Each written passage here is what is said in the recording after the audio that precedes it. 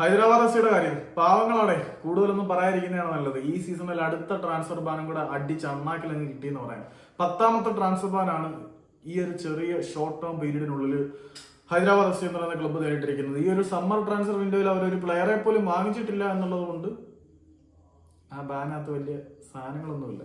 ഇനിയിപ്പം പക്ഷെ ISL കളിക്കാൻ ഇവരുണ്ടായിരിക്കും എന്നാണ് അറിയുന്നത്. കാരണം ഈ സീസണിൽ റെലഗേഷൻ ഒന്നും ഇല്ലാന്ന് AIFF-ഉം FSDL-ഉം കൂടെ തീരുമാനം എടുത്തിട്ടുണ്ട്. അപ്പം പിള്ളേർക്കൊക്കെ കളിക്കാൻ ഒരു അവസരം ഹൈദരാബാദ് എഫ്സിയിൽ കൂടെ കിട്ടും. ഓൺ ബോർഡ് കോൺട്രാക്ട് ഇല്ലാത്ത പ്ലേയേഴ്സിനൊക്കെ കളത്തിലിറങ്ങാൻ ഒരു അവസരം ഹൈദരാബാദ് എഫ്സി ഒരുക്കി കൊടുക്കും എന്ന കാര്യത്തിൽ സന്തോഷമുണ്ട്. പക്ഷേ ചാമ്പ്യൻ ക്ലബ്ബായി വിരാജിച്ചിരുന്ന ഒരു ക്ലബിന്റെ പൂർണ്ണമായിട്ടുള്ള അധപ്പതനം എന്നൊക്കെ പറയുന്നത്